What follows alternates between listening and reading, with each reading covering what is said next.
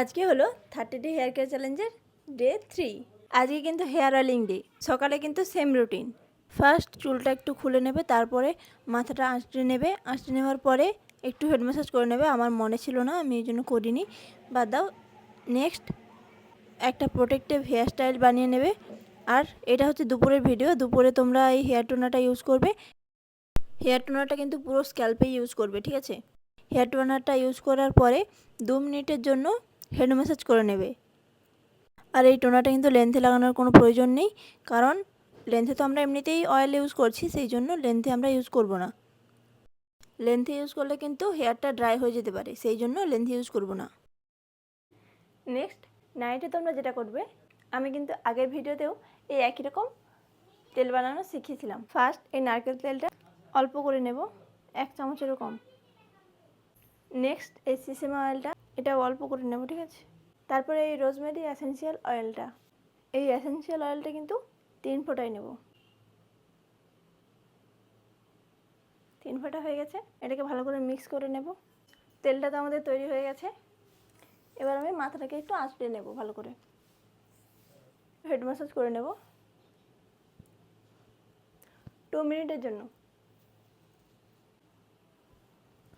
আর বলে রাখি, যাদের ড্যান্ড্রাফ আছে তারা কিন্তু এই অয়েলটা সকালে ইউজ করো, মানে 4র্থ দিনের সকালে 2 ঘন্টার জন্য রাখবে, তারপর শ্যাম্পু করে নেবে।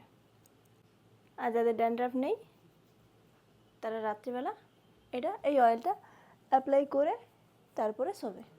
তোমরা অনেকেই জিজ্ঞাসা করেছো যে মেথি টোনারটা ইউজ করবো নাকি এই যে নিউ টোনারটা বানিয়ে দেখেছো সেই টোনারটা ইউজ করব। দুটো টোনারই কিন্তু খুবই ভালো কাজ দেয়।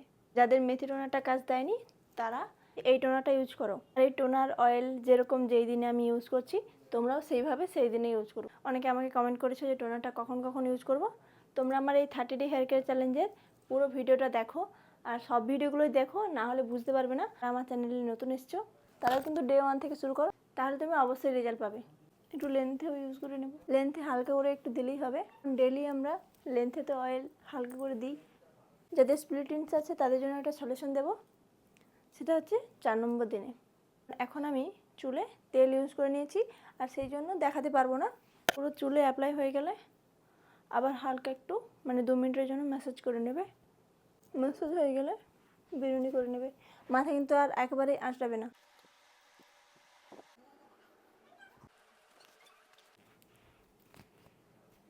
চুল তো বিনুনি হয়ে গেছে। আর তেল ইউজ করার পরে কিন্তু অবশ্যই এরকম একটা ক্যাপ মাথায় নিয়ে শোবে, না হলে কিন্তু বালিশে তেল লেগে যাবে। এই ক্যাপটা যদি তোমরা ডেলি